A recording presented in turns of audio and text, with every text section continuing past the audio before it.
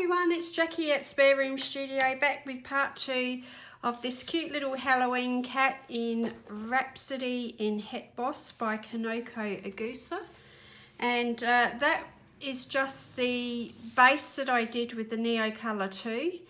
It was very, very wrinkled after I had used the hairdryer to dry it. So I did take a photograph of it, which I will show on the community tab. So it was very, very wrinkled, so I used the iron to flatten that out, which has come up pretty well. And the back has got a slight bit of ghosting. It's not true bleed through, but there is some ghosting there, but nowhere near as bad as I thought it was going to be, considering the amount of water that was on there. So far that's come up pretty good. And I'm going to try and do as much more detail and strengthening up some colours and so on with the Neocolor IIs, and try to use as little as other products as I can get away with, because just because I really want to, for my own interest's sake, see what can be produced with this small set of 15 colours that I was very kindly gifted by Axic Fumbles on Instagram. So I'd just like to see really just what can be achieved with that limited palette, and I've got them here to the side still, those 10 colours that I started with. So I'm just going to get stuck into it again and talk you through what I'm thinking as I go through it. The brush that I used earlier, the barrel is actually empty, so I'm going to swap the barrel over and keep using the same brush, and see how far I can get along with it. And if I need to do any pencil work or whatever at the end, then I will do that at the end. Just need to clean that brush off a little bit. It was a little bit of colour left on there. Alright, so I'm going to start with the cat's eyes. So I'm going to use this on dry paper. I found that if you want the more concentrated colour, working on the dry paper does give you that little bit more of a concentrated colour and a little bit more solid. And there'll always be things that you want, you know, a little bit of that sort of effect, and then you will want some watercolour in other areas and so on. For an interesting image, it's good if you can mix up your techniques and your the way that you're using your colours and materials a little bit, just to give the eye something to look at. You know, that if everything is the same intensity, then nothing stands out and your eye doesn't really know where to go. So different intensities you can use to lead the eye around the picture, so that the person looks at the whole picture and, you know, isn't just sort of thinking, oh yeah, okay, pumpkins, move on. There's little tips and tricks you can use to just lead the eye around the page for a bit of interest. So I'm just going to strengthen up a few colours here and there, because it's all very much the same intensity at the moment, and I don't know if I'm going to be able to achieve exactly the look that I want just with these, but we'll give it a go to start with. And I can, as I said, always bring in some coloured pencil for a little bit of extra detail in places. You know, there's nothing to say that you can't do that.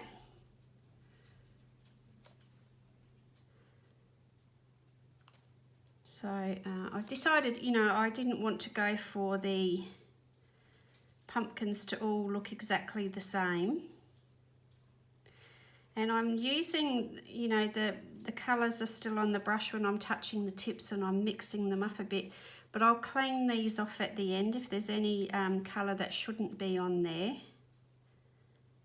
you know, from another colour. I can clean those off at the end and make sure that they're all clean before I start again and don't contaminate a new picture with it. So while I've got those greens in my hand, I'm just going to go around the few areas where I feel like it needs a little bit of a deeper, stronger green.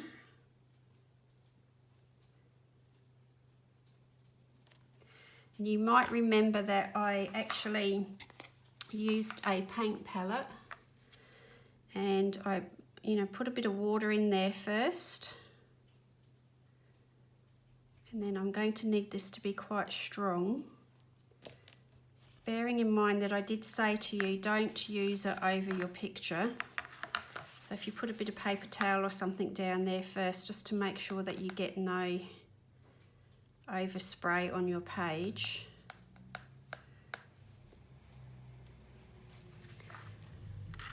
So that's basically made like a very, very dark green or black with a greenish tinge. So if you don't trust your skills, or you're a little bit clumsy like I can be from time to time, don't leave your tray like this, your palette, where you can do some damage on your paper. Put it off to the side, like I left that there so you could see it, but put it off to the side. Make sure you've got paper towel underneath it and so on. And, don't allow there to be the opportunity to have an accident because you've left your palette precariously perched or somewhere where it can cause some real mess if it tips or you drip your paint or whatever.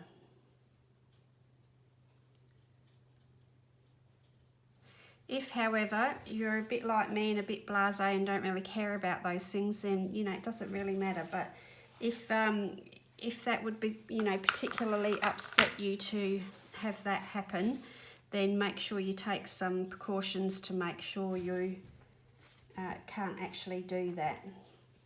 Okay, so now it's time to put a little bit of extra colour maybe into some pumpkins here with the orange. And I'm just going to see how that works if I do that on top of the dried vermilion, just with a bit of orange. That looks okay. And then we're just going to use a bit more orange and a bit of vermilion.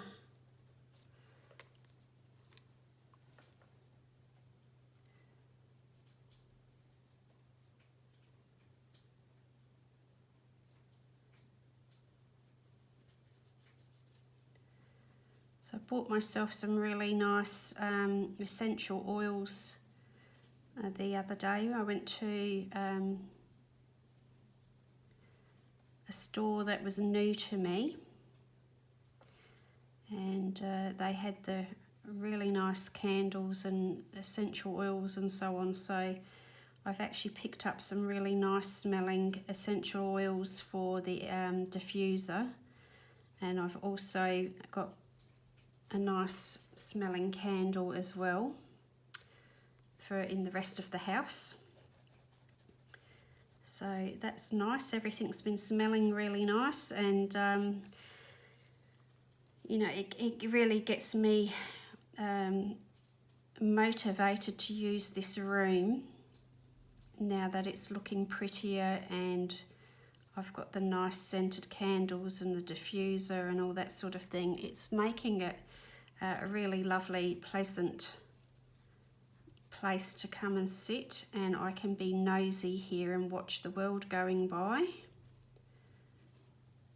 Didn't realise how much coming and going that my neighbours, do, because where I would normally be sitting is at the back of the house, or the dining room looks out onto the side of our house, so we don't actually see any of the outside world, so to speak. And yeah, it's quite interesting watching everybody coming and going and what they get up to on a weekday.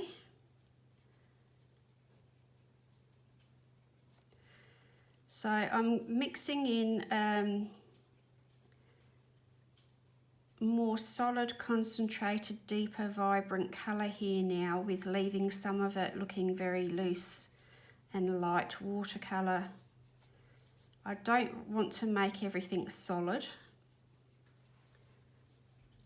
so I'm just trying to get, you know, a bit of a mix of intensities of colour and slightly different effects going.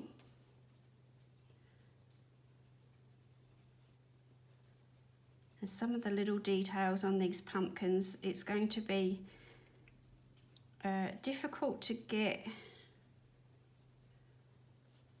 the look that I'm thinking with the colours that I've got and the big crayons, so I might just need some pencil for some of those smaller, tighter sort of details.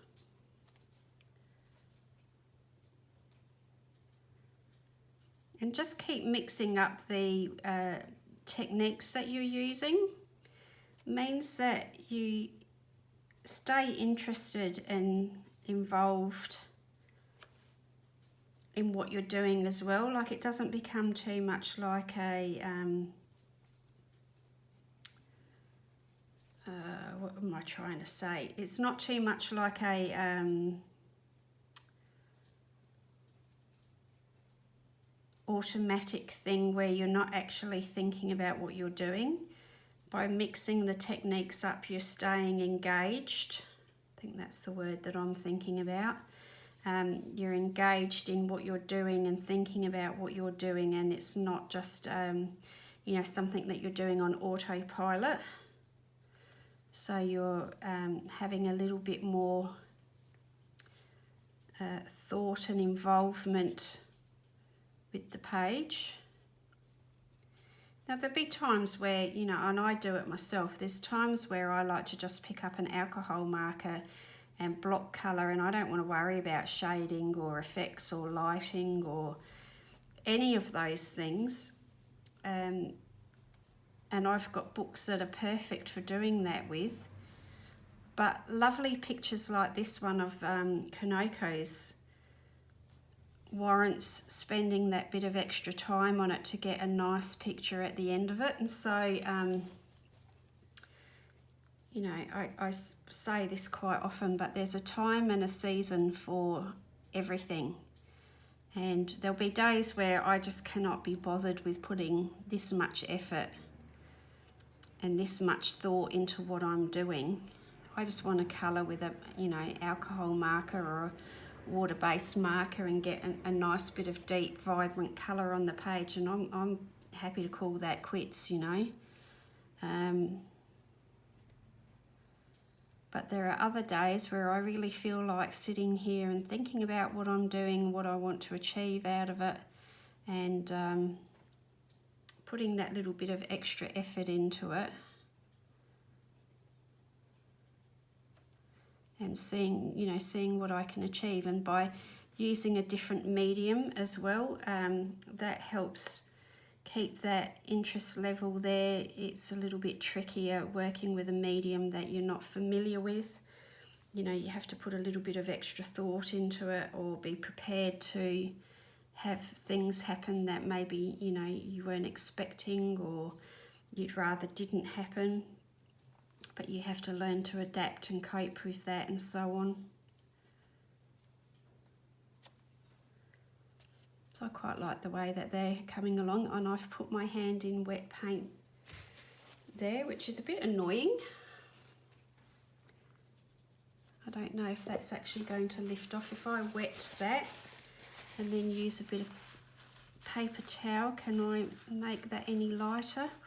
It's just disturbing the paper. It doesn't really matter in the whole scheme of things. Okay, so let's have a look at this little cape. So I ended up doing all very washy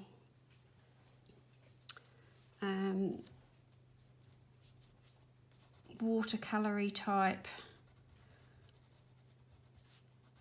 random abstract look there. And I'm just going to have a little go with the crayons again like this to see how hard it's going to be to achieve what I'm thinking about, because this might be another area that needs coloured pencil added to it.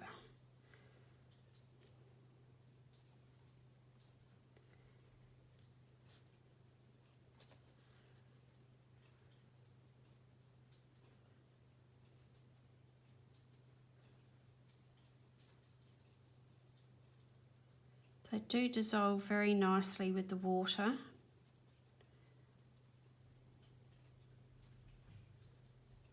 And in these smaller areas like this, they, you know, it's not leaving much evidence of the strokes or, you know, undiluted areas like can happen with pencils and other things. I think it's mostly watercolour pencils and Inktense. I don't like the way they dilute when they're used direct onto the paper. They just don't seem to it doesn't break down all the pigment fully. And you get patchy sort of results with it. I think that's what puts me off of it. So here I'm just using the turquoise blue and the light blue. And again, I'm at risk of smudging that orange there.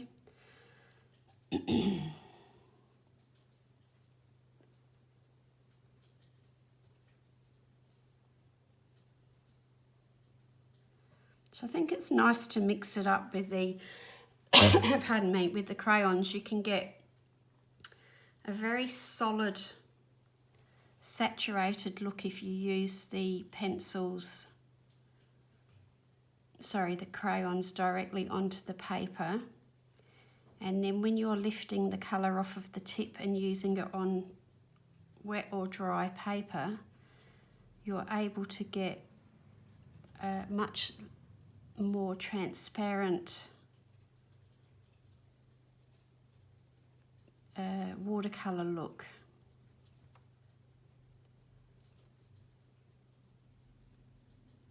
Which is nice because that makes it versatile, and when you get a product that you can use in a number of ways and get different effects with it, again, it makes them much more economical. You know, as a purchase, if you've spent a lot of money to buy something and you can only use it one way, and in certain types of books, for example, they seem to be, you know, quite prohibitive price-wise.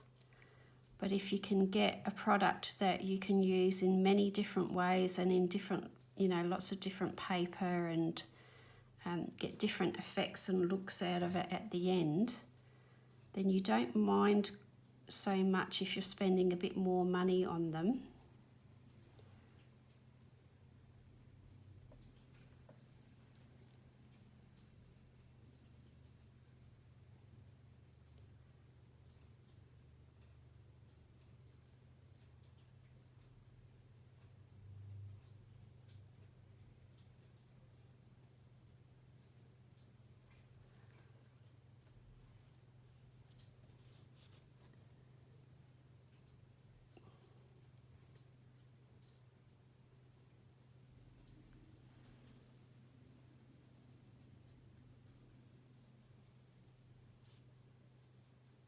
I'm just bringing in that little bit of the light green again.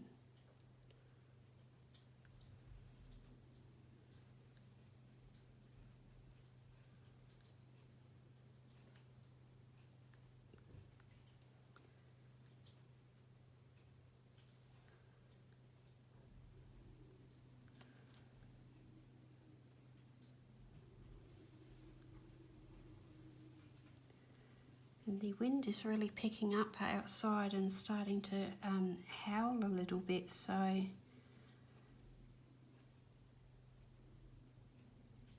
if you can hear that, it wasn't like that earlier when I started to colour this page.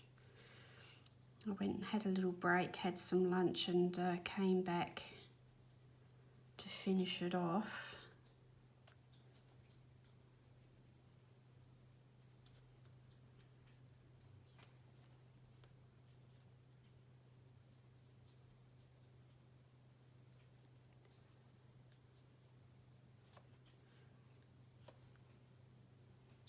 So I want to try and keep areas of this still looking quite light, very much like watercolour effects, and I think the cape especially is one of those areas.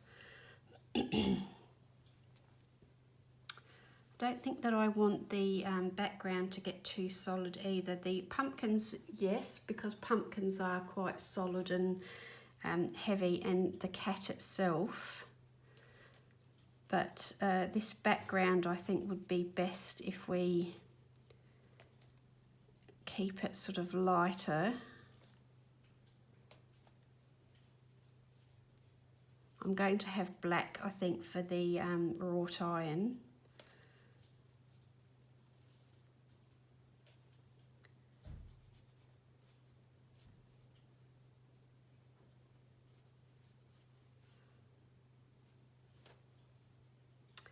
So the lovely little cottage over the road that has the roses in the garden, I'm just being nosy. It looks like we have new neighbours moving in there. The house has been listed for rent, and it's been empty for a couple of weeks now, so it looks like somebody might just be starting to move some stuff in there now.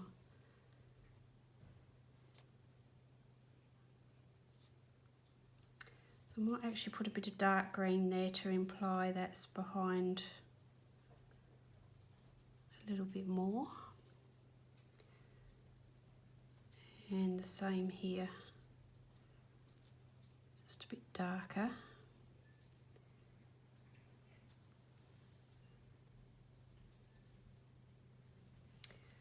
And this pumpkin was getting a bit lost there. I think once we get the raw iron bits done, that will be a little more easier to understand what's going on there. Just noticed that little bit there that I missed. And the ribbon at the neck, what will I do there? I think I'd like to mix a green. So I'm going to use the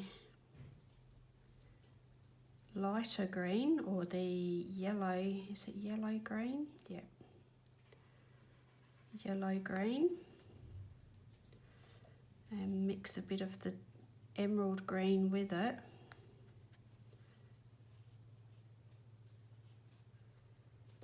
So we get a bit of an in-between green, and that's a little bit too watery, I think.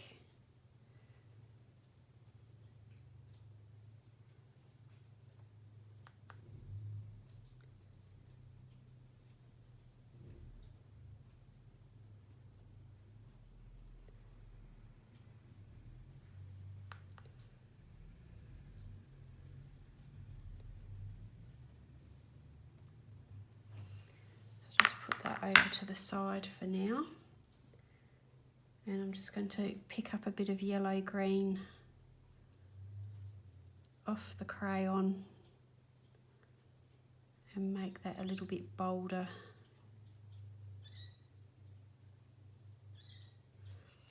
Okay, now we'll just make the cat a little bit darker.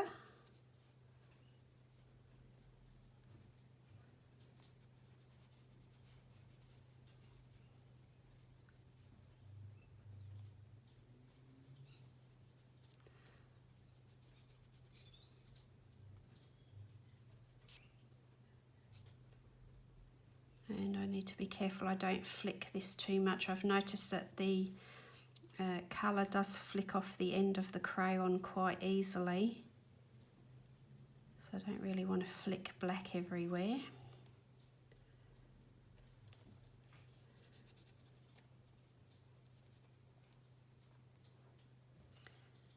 Now I don't intend to portray every hair or bit of fur on the cat. Instead, I'll just infer light and darker areas, and I'm going to leave some of the lines that Kanoko has drawn showing through the watery colour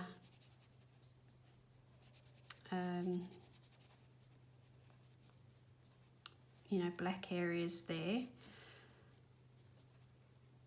This to me just looks like a storybook illustration. It doesn't look realistic in the sense that it's meant to look like a photograph. And so I choose not to portray every bit of fur and hair on images like this. Instead, I'll show some of those hairs and markings that Kanoko's drawn on, but I'm not going to depict every bit of hair and stroke of fur either.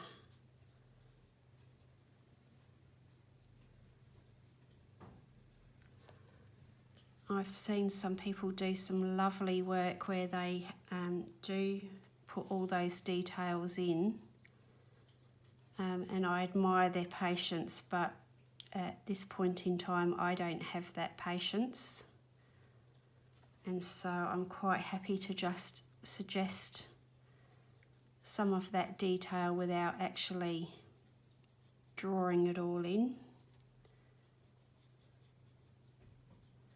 And I don't think watercolour generally as a rule is the type of medium that needs that. I think it's one that you can get away with an awful lot of looseness in interpretation in things with watercolour.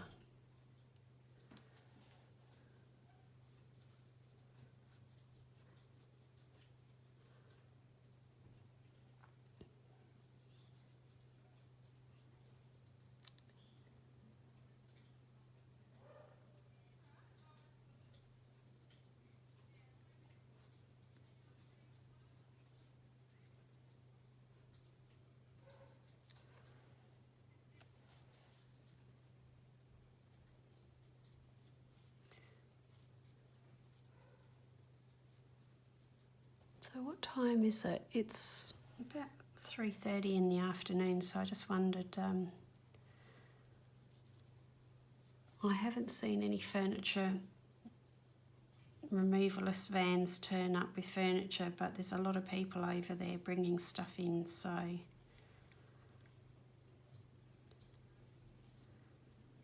I'd say that somebody is moving in.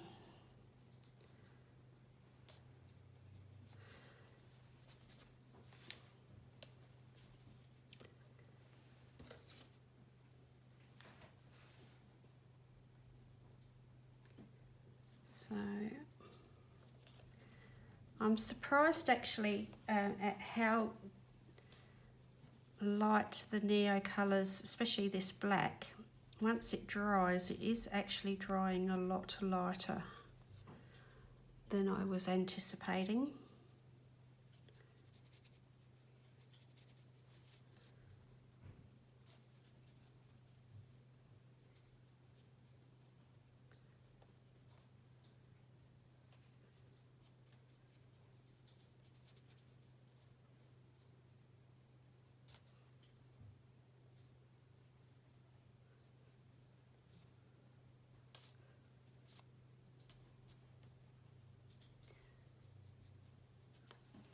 And I may need to iron the page again at the end because it is starting to buckle up and wrinkle up a little bit again. I'm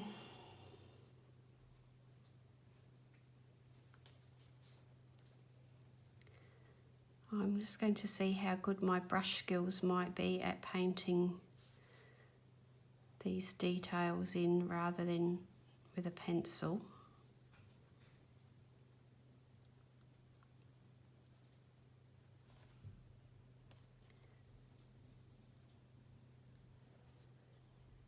Because I like the idea of it not being too solid.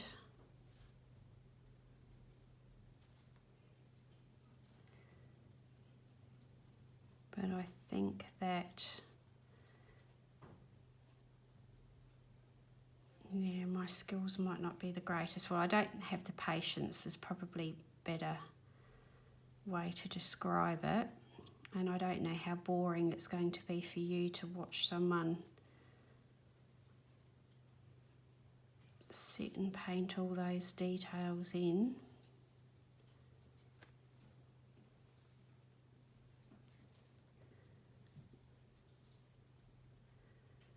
So that might just have to be something I do at the end, and then I'll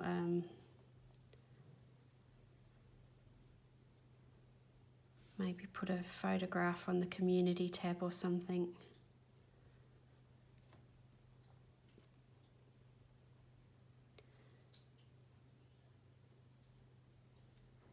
You're probably all shouting at me, learn some video editing skills and get that sorted, and then I'll be able to cut and paste some videos together.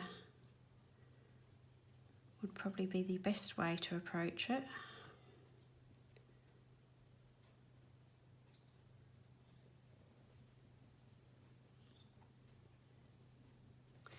So I'll just do this last little bit here, and then that gives you an idea of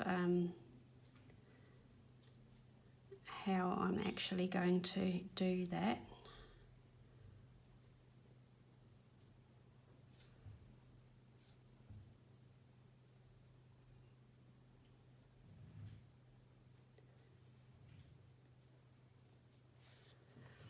Okay, so I think I like the idea of that. I'm going to put some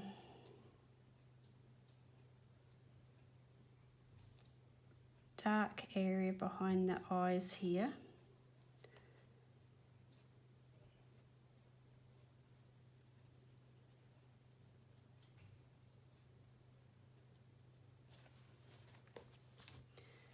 And he just needs a little, or it just needs a little bit of extra colour in here as well.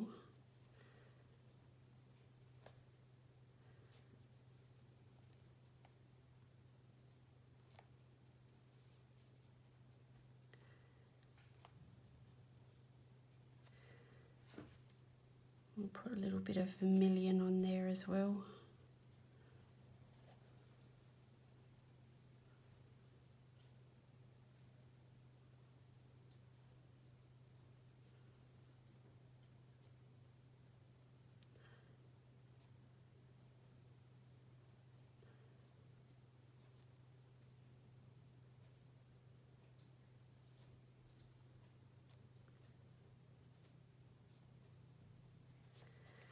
There we go.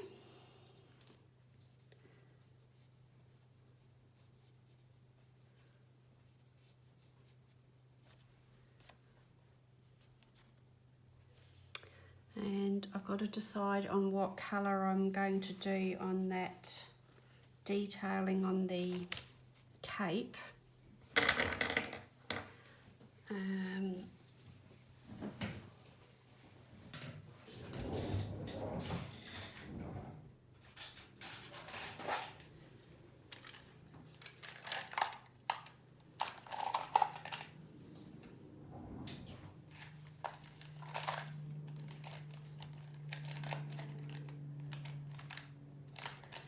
I've got that colour there in a metallic.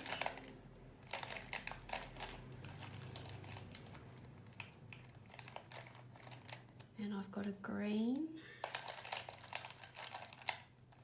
darker green, darker blue.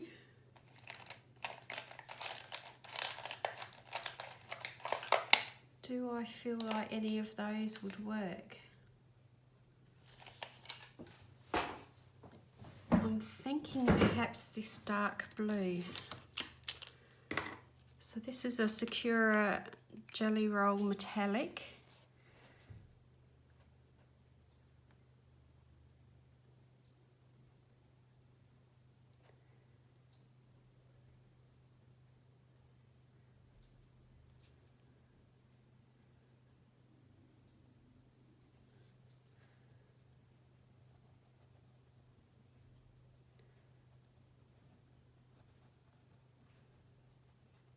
And it's not really, it's not coming out like a dark, now how to word this. It's not coming out like a very vibrant dark blue. It's a very muted,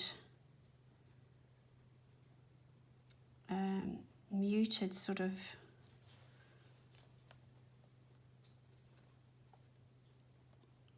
would you call it midnight blue? I don't know. But I think it's going to have a nice bit of shine as it moves. So hopefully it will look okay.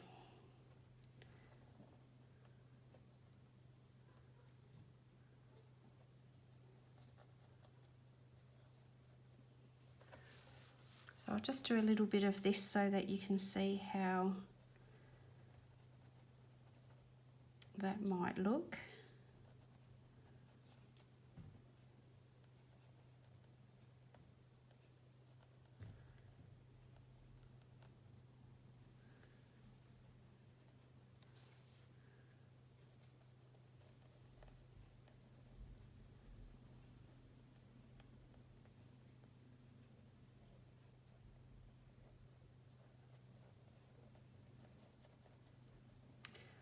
So I do really admire the artwork of Kanoko Egusa. I find that her quality of her line work and the animals that she draws are really, really sweet and whimsical. And she's got a really nice quality about her line work. It's not too heavy, but it's bold enough for a colouring book, you know, to leave that black line if you want to leave the black line. I'm not a fan of going over the lines with acrylic markers myself. I've never managed to get that look to look very good at all. And I feel that because I'm just colouring in a colouring book, it's kind of obvious and acceptable to me that there's going to be a black outline around things. By that, what I mean is when I share an image with you on Instagram, I'm not sort of trying to share something that looks like an original piece of artwork. Because if you had black outlines around an original piece of artwork, that would look a bit crazy. But you know when you look at my Instagram pictures that you're looking at colouring book pictures. So to me, it doesn't really matter if those black lines are there. And I don't have the patience to sit and cover up, you know, like all of these lines around here. I just don't have the patience for that. I admire people who do, and they create some really lovely images that you know, look great when they do that. But I don't have the patience to do it properly, and so then it ends up looking like a very amateurish mess when I haven't coloured them up properly. And so I just choose not to do it at all. But that's falls within that realm of personal preference. And I think the advent of acrylic paint markers has really changed that whole concept, because to start with, people used to use a lot of white jelly roll or white pens to black out the white lines and then maybe colour over it or whatever. But now with the emergence of the acrylic paint markers, there's so many colours available that you can find pretty much anything available in a paint marker now and just use that to go around the lines. And that's changed that whole concept quite a bit, I think.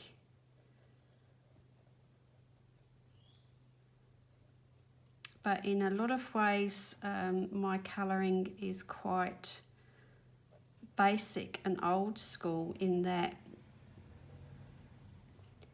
I tend to not want to use too many different products,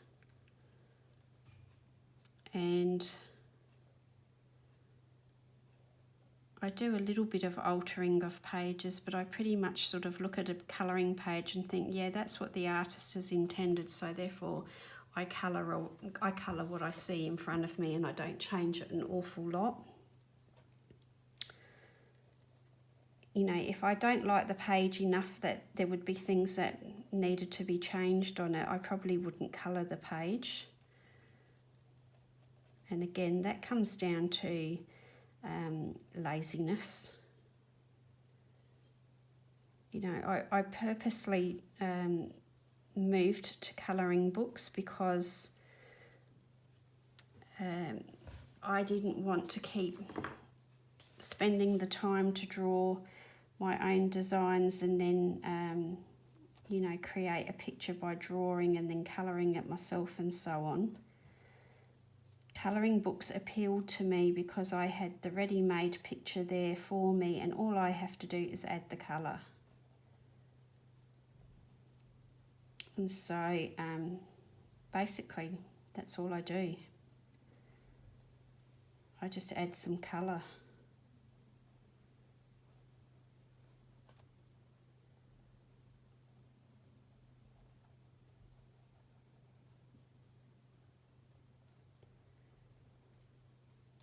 And you know, you can be creative with how you add your colour. And as I mentioned before, there are pages that you definitely want to make all that effort for. But there are also pages where it's sufficient to just get your markers out, you know, put some colour down and be done with it. You don't want to be putting glitter or sparkles or paint or anything else on it other than just that basic colour.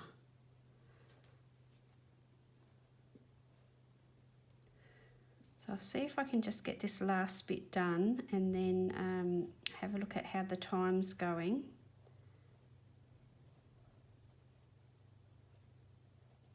I'm sure it's intensely boring to just watch somebody putting a bit of gel pen down. But I want you to see what the effect of it is going to be at the end. Okay, let's have a look at how that's looking through the camera.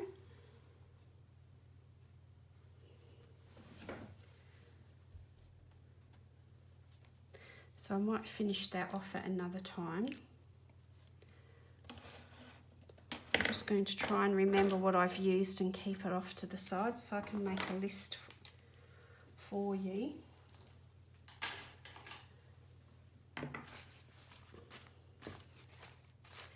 Now, pencil. Shall we use coloured pencil or shall we just use a bit of maybe watercolour pencils? So I've got Derwent watercolour pencils in this case here next to me.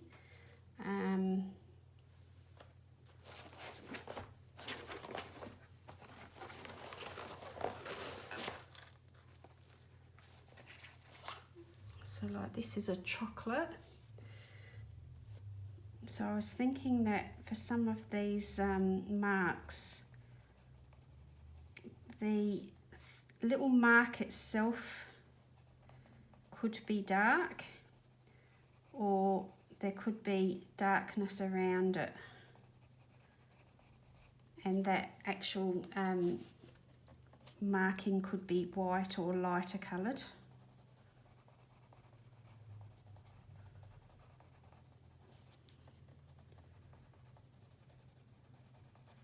And I'm just randomly choosing areas to do this on.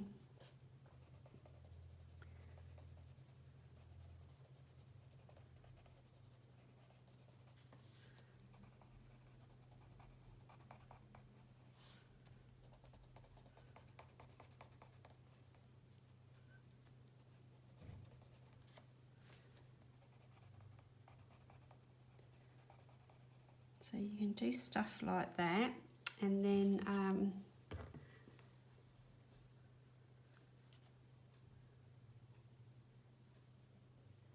use the water brush to blend that in.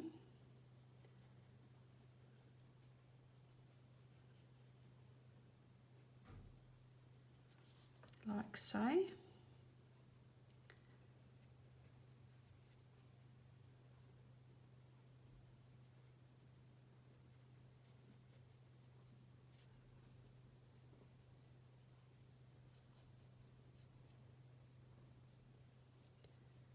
And I will lift this to the camera so that you can see it a little bit better, what I'm doing.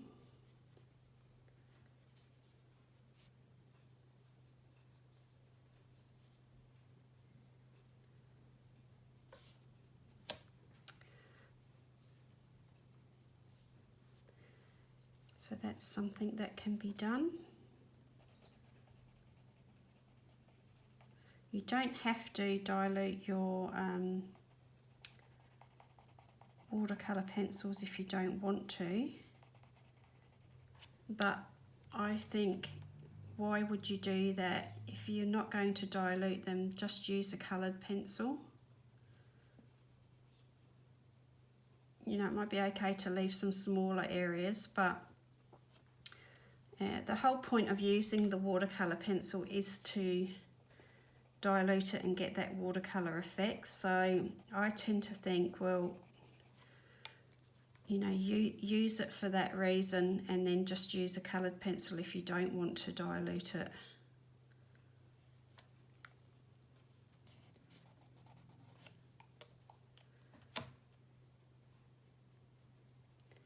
Is my thinking.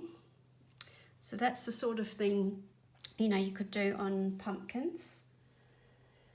And I will do some more of that probably off camera. And then with the cat, I was thinking about introducing like a deep blue. And the Neocolor IIs only, in the 15 set, only have the ultramarine. And I could mix the ultramarine and black, but I won't. I'm going to use the indigo watercolour pencil just for speed. But with the Neocolor IIs, I could have played with those colours, blending until I got a nice deep blue.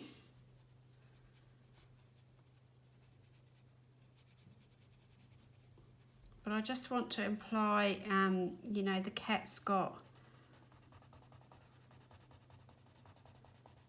that blue sheen to its fur.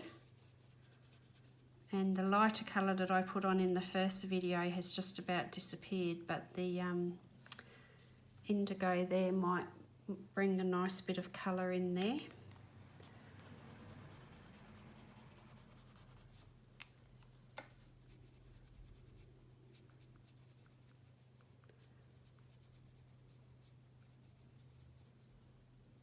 So I could add a little bit more of that in around the place.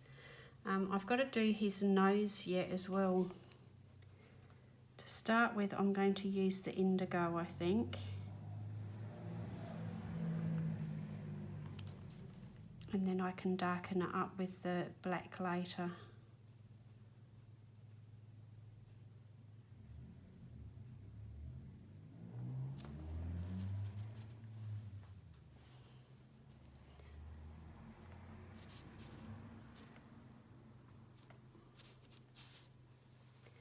I don't really want that too dark to start with.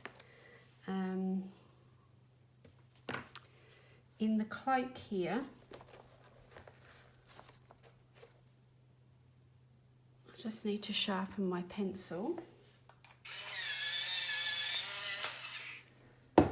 This is turquoise blue in the Derwent watercolour, and I could just use a little bit of that to get into some of these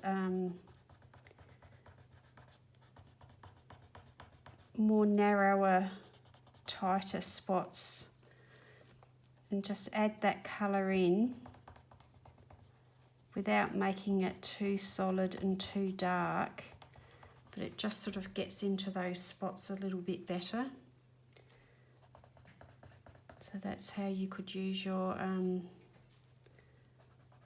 watercolour pencils as well.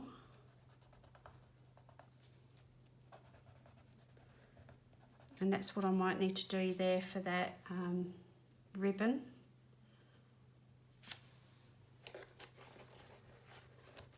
Might actually use, this is a jade green.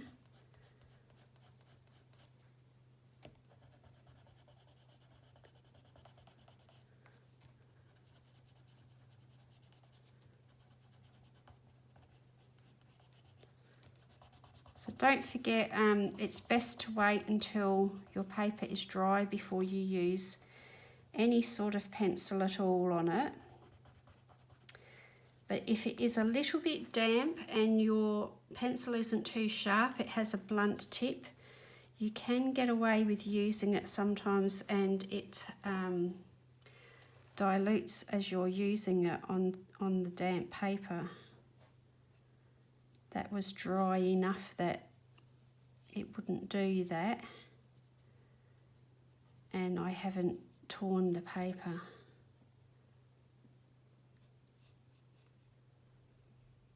So just activate it that way.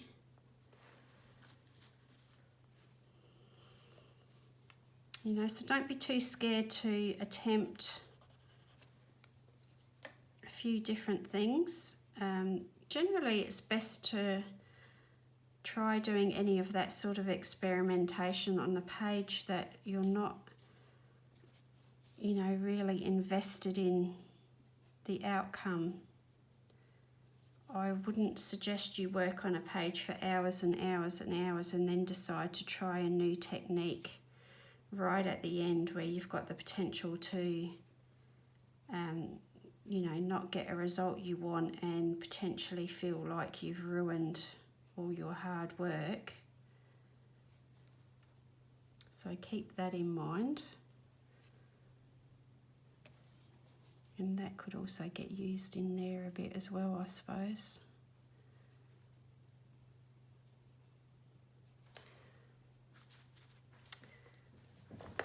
So I hope that gives you a few different ideas on how to finish pages off. I think I'll finish the rest of that off camera because it's mostly going to be colouring that raw iron. I feel pretty satisfied. The rest of it is how I'd like to leave it. I'll just show you some of these pumpkins.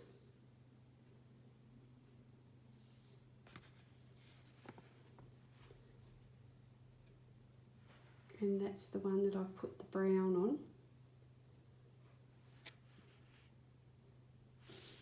And you can see the blending and washiness of the background, and then I've got that shiny metallic over the top of it. Bit of splattering in the background.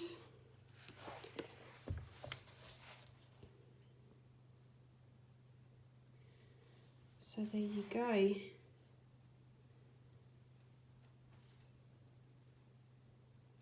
I hope that you've enjoyed that, and it gives you some ideas of how to use your things a little bit differently. If you're interested in seeing the completed page of this, it will be of course in the completed pages video in not too many days time. That will be coming up. I'll also put a completed photo on the community tab, and if you are on Instagram, you can go check out the finished page on Instagram as well. But pretty much all I will be doing is finishing off that raw iron. I think maybe a little bit more detail on the pumpkins, and that's pretty much about all I'm going to do to that now. So thank you for being with me. I hope you've enjoyed it. Let me know if there's something that I could have done differently or you'd like to see in a further video. Would you like me to see if I can work with the Neocolour IIs again in the future? Or do you have anything else that you'd like to see me tackle? So I will say goodbye for now and see you in the next one. Take care everyone. Bye now.